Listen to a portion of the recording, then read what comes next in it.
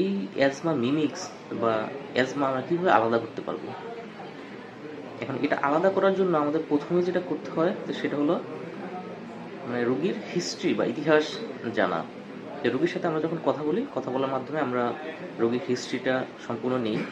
আমরা হিস্ট্রি শুনে তার কী ধরনের উপসর্গ হয়, কীভাবে হচ্ছে, ভেরিয়েশন কেমন, কিছু এক্সপোজার আছে কিনা, অন্য সিস্টেমে তার ইনভলভমেন্ট আছে কিনা, বিভিন্ন ধরনের আমরা তার উপসর্গগুলার শুনি।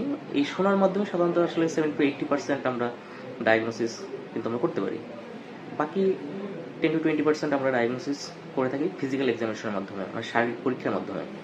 হ্যাঁ, এবং বাকি 10%, অনলি 10% আমাদের আসলে রোগ ধরা নির্ভর করে আমাদের প্যাথোলজিক্যাল যে পরীক্ষা, সেই পরীক্ষার উপরে। এখন এই পরীক্ষাগুলো সাধারণত কী কী হয়ে থাকে, আমরা কী কী পরীক্ষার মাধ্যমে আমরা এই অ্যাজমা এবং বা অ্যাজমা থেকে অন্যান্য যে অ্যাজমা মিমিক্স বা অ্যাজমার মতোই যে রোগগুলো, সেগুলো থেকে অ্যাজমাকে আলাদা করতে পারবো।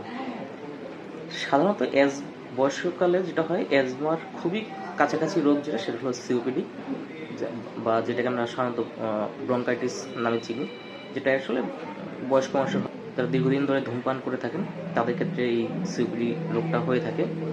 এবং এটার সাথে সাধারণত কাশির সাথে কফ আসে এবং শ্বাসকষ্ট থাকে, এবং এটা আস্তে আস্তে বাড়তে থাকে। এটা আসলে কোনো ভেরিয়েশন থাকে না। কিন্তু অ্যাজমা যেমন একটা, আমরা আগে একবার বলেছিলাম যে অ্যাজমা একটা ভেরিয়েশন থাকে, যে দিনে রাতে পার্থক্য হয় অথবা সিজনে সিজনে পার্থক্য হয়।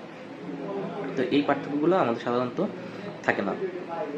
তো এটা দিয়ে আমরা সাধারণত আলাদা করতে পারি, মানে সোজা কথা আমরা হিস্ট্রির মাধ্যমেই আমরা আলাদা করতে পারি। মেইন যেটা সেটা হলো আমাদের ফুসফুসের ফাংশন টেস্ট, যেটাকে আমরা স্পাইরোমেট্রি নামে একটা পরীক্ষা আছে, সেই পরীক্ষার মাধ্যমে আমরা ফুসফুসের ফাংশন টেস্ট করতে পারি। সেই ফাংশন টেস্ট করে আমরা অ্যাজমা এবং সিওপিডিটাকে আলাদা করতে পারি, যেটাকে আমরা বলি রিভার্সিবিলিটি টেস্ট। যদি আমাদের প্রথমে লাং ফাংশন করার পরে তারপর আমরা একটা ব্রঙ্কোডাইলেটর ব্যবহার করি, যে ব্রঙ্কোডাইলেটর ব্যবহার করার পর যদি দেখি যে তার যে সরু শ্বাসনালীটা ডাইলেট হয়ে গেছে, মানে আবার প্রসারিত হয়ে গেছে, তাহলে আমরা ধরে নেব এটা অ্যাজমা। আর যদি প্রসারিত না হয়, সেক্ষেত্রে সাধারণত সিওপিডি বা অন্যান্য রোগ আমরা চিন্তা করতে পারি।